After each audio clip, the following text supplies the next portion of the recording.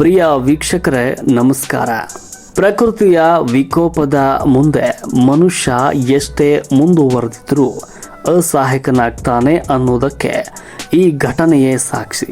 ಅದು ಡಿಸೆಂಬರ್ 26, 2004. ಪ್ರಪಂಚದಾದ್ಯಂತ ಕ್ರಿಸ್ಮಸ್ ಸಂಭ್ರಮ ಮುಗಿಸಿ ಜನರು ರಜೆಯ ಮೂಡ್ನಲ್ಲಿದ್ದರು. ಆದರೆ ಅದೇ ದಿನ ಹಿಂದೂ ಮಹಾಸಾಗರದಲ್ಲಿ ಉಂಟಾದ ಒಂದು ಭೀಕರ ಅಲೆ ಸಾವಿರಾರು ಜನರ ಬದುಕನ್ನು ಕ್ಷಣಾರ್ಧದಲ್ಲಿ ನುಂಗಿ ಹಾಕುತ್ತದೆ ಅಂತ ಯಾರೂ ಕೂಡ ಊಹಿಸಿರಲಿಲ್ಲ. ಇಂದು ನಾವು ಮಾತನಾಡ್ತಾ ಇರುವುದು ಇತಿಹಾಸದ ಕರಾಳ ಅಧ್ಯಾಯ, ಶ್ರೀಲಂಕಾದಲ್ಲಿ ಸಮುದ್ರವೇ ರೈಲನ್ನು ನುಂಗಿದ ಕ್ವೀನ್ ಆಫ್ ದಿ ಸೀ ರೈಲು ದುರಂತದ ಬಗ್ಗೆ. ನೀವಿನ್ನು ನಮ್ಮ ಚಾನಲನ್ನು ಸಬ್ಸ್ಕ್ರೈಬ್ ಮಾಡ್ಕೊಳ್ದೇ ಇದ್ರೆ ಈಗಲೇ ಸಬ್ಸ್ಕ್ರೈಬ್ ಮಾಡಿಕೊಂಡು ಪ್ರತಿಯೊಂದು ಇಂಟ್ರೆಸ್ಟಿಂಗ್ ಮಾಹಿತಿಯನ್ನು ಪಡೆದುಕೊಳ್ಳಿ. ದುರಂತದ ಮುನ್ನಾ ದಿನ ಮತ್ತು ಅಂದು ಬೆಳಿಗ್ಗೆ, ಅದು 2004 ಡಿಸೆಂಬರ್ 26 ಭಾನುವಾರ ಬೆಳಿಗ್ಗೆ ಶ್ರೀಲಂಕಾದ ರಾಜಧಾನಿ ಕೊಲಂಬೋದಿಂದ ಗಾಲೆ ಮತ್ತು ಮಾತರಾಗೆ ಹೊರಡುವ ಕ್ವೀನ್ ಆಫ್ ದಿ ಸೀ ರೈಲು ಎಂದಿನಂತೆ ಸಜ್ಜಾಗಿತ್ತು. ಇದು ಶ್ರೀಲಂಕಾದ ಅತ್ಯಂತ ಸುಂದರವಾದ ರೈಲು ಮಾರ್ಗಗಳಲ್ಲಿ ಒಂದು. ಯಾಕಂದರೆ ಈ ಹಳಿಗಳು ಸಮುದ್ರದ ತೀರಕ್ಕೆ ಅತಿ ಹತ್ತಿರದಲ್ಲಿವೆ.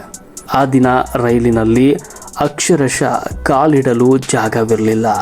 ಸುಮಾರು 1500 ಅಧಿಕೃತ ಟಿಕೆಟ್ ಪಡೆದ ಪ್ರಯಾಣಿಕರಿದ್ರೆ, ಇನ್ನು ಟಿಕೆಟ್ ಇಲ್ಲದವರು ಸೇರಿ ಸುಮಾರು 2000ಕ್ಕಿಂತಲೂ ಅಧಿಕ ಜನ ಆ ರೈಲಿನಲ್ಲಿ ಕಿಕ್ಕಿರಿದು ತುಂಬಿದರು. ಭೂಕಂಪ ಮತ್ತು ಸುನಾಮಿಯ ಆರಂಭ. ಅದೇ ಸಮಯದಲ್ಲಿ ಸಮುದ್ರದ ಆಳದಲ್ಲಿ ಏನೋ ದೊಡ್ಡ ಸಂಚಲನ ನಡೀತಾ ಇತ್ತು. ಬೆಳಿಗ್ಗೆ 7:59 ಸುಮಾತ್ರಾ ಕರಾವಳಿಯಲ್ಲಿ 9.1 ತೀವ್ರತೆಯ ಭೀಕರ ಭೂಕಂಪ ಸಂಭವಿಸಿತು. ಇದರ ಪರಿಣಾಮವಾಗಿ ಎದ್ದ ಸುನಾಮಿ ಅಲೆಗಳು ಗಂಟೆಗೆ 106 ಕಿಲೋಮೀಟರ್ ವೇಗದಲ್ಲಿ ಶ್ರೀಲಂಕಾದತ್ತ ನುಗ್ಗುತ್ತಾ ಇದ್ವು. ಆದರೆ ಆ ಕಾಲದಲ್ಲಿ ಸುನಾಮಿಯ ಬಗ್ಗೆ ಯಾವುದೇ ಮುನ್ಸೂಚನೆ ನೀಡುವ ವ್ಯವಸ್ಥೆ ಇರಲಿಲ್ಲ. ರೈಲು ಕೊಲಂಬೋ ಬಿಟ್ಟು 2 ಗಂಟೆಗಳಾಗಿತ್ತು. ಬೆಳಗ್ಗೆ ಸುಮಾರು 9:30 ಸಮಯದಲ್ಲಿ ರೈಲು ತೆಲ್ವಟ ಎನ್ನುವ ಗ್ರಾಮದ ಹತ್ತಿರ ತಲುಪಿದಾಗ ಚಾಲಕನಿಗೆ ಸಮುದ್ರದ ಮಟ್ಟ ಏರ್ತಾ ಇರುವುದು ಕಂಡುಬಂತು. ಮೊದಲ ಅಲೆ ಮತ್ತು ಜನರ ತಪ್ಪು ನಿರ್ಧಾರ. ರೈಲು ಚಾಲಕ ಬ್ರೇಕ್ ಹಾಕಿದ. ಮೊದಲ ಅಲೆ ಬಂದಾಗ ಹಳಿಗಳ ಮೇಲೆ ಸುಮಾರು 2-3 ಅಡಿ ನೀರು ಬಂದಿತ್ತು. ಜನರು ಗಾಬರಿಯಾಗಿದ್ರು.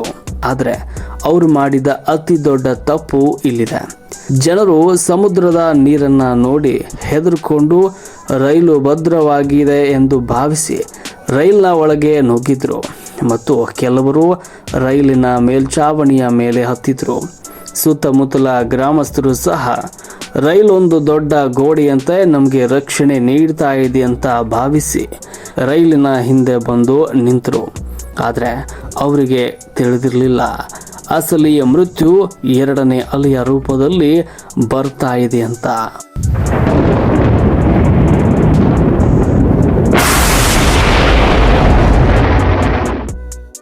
ಎರಡನೇ ಭೀಕರ ಅಲೆ ಜಲ ಸಮಾಧಿ. ಮೊದಲ ಅಲೆ ಬಂದು ಹೋದ 10 ನಿಮಿಷಗಳ ನಂತರ, ಅಂದರೆ ಬೆಳಿಗ್ಗೆ 9:40 ಸುಮಾರು 30 ಅಡಿ ಎತ್ತರದ 2ನೇ ಅಲೆ ಬಂದು ಅಪ್ಪಳಿಸಿತು. ಅದು ಅಲೆ ಮಾತ್ರವಾಗಿರಲಿಲ್ಲ, ಅದೊಂದು ಸಾವಿನ ಅಲೆಯಾಗಿತ್ತು.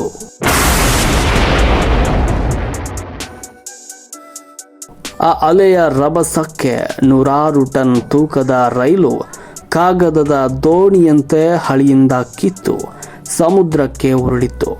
ರೈಲಿನ ಕಿಟಕಿಗಳು ಮತ್ತು ಬಾಗಿಲುಗಳು ಮುಚ್ಚಿದ್ವು. ಅದರೊಳಗೆ ಕಿಕ್ಕಿರಿದು ತುಂಬಿದ್ದ ಸಾವಿರಾರು ಜನರಿಗೆ ಹೊರಬರಲು ದಾರಿಯೇ ಇರಲಿಲ್ಲ. ಕ್ಷಣಾರ್ಧದಲ್ಲಿ ಆ ಸುಂದರ ಕ್ವೀನ್ ಆಫ್ ದ ಸೀ ರೈಲು ನೀರಿನಲ್ಲಿ ಜಲಸಮಾಧಿಯಾಯಿತು. ರಕ್ಷಣೆ ಮತ್ತು ಸಾವು ನೋವುಗಳ ಲೆಕ್ಕ. ಅಂದು ನಡೆದಿದ್ದು ಊಹಿಸಲು ಅಸಾಧ್ಯವಾದ ಭೀಕರತೆ.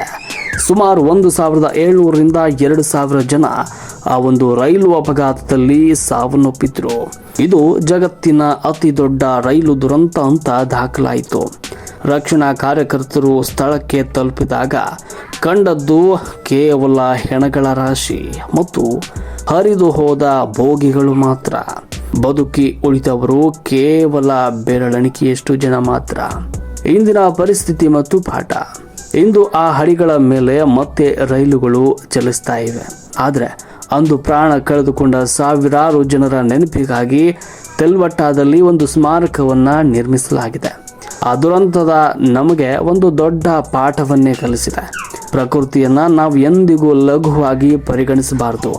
ಇಂದು ಸುನಾಮಿ ಎಚ್ಚರಿಕೆ ವ್ಯವಸ್ಥೆಗಳು ಜಗತ್ತಿನಾದ್ಯಂತ ಇವೆ. ಆದರೆ ಅಂದು ಆ ರೈಲ್ನಲ್ಲಿದ್ದವರು ಆ ಸೌಲಭ್ಯವಿಲ್ಲದೆ ಬಲಿಯಾದರು. ಕೊನೆಯ ಮಾತು ಸ್ನೇಹಿತರೆ, ಈ ಘಟನೆಯ ಬಗ್ಗೆ ನಿಮ್ಗೇನು ಅನಿಸುತ್ತೆ ಕಾಮೆಂಟ್ ಬಾಕ್ಸ್ನಲ್ಲಿ ತಿಳಿಸಿ. ಇಂತಹ ಮತ್ತಷ್ಟು ನೈಜ ಘಟನೆಗಳ ಬಗ್ಗೆ ತಿಳಿಯಲು ನಮ್ಮ ಚಾನಲನ್ನು ಸಬ್ಸ್ಕ್ರೈಬ್ ಮಾಡಿ. ವಿಡಿಯೋ ಇಷ್ಟವಾದರೆ ಲೈಕ್ ಮಾಡಿ ಮತ್ತು ಶೇರ್ ಮಾಡಿ.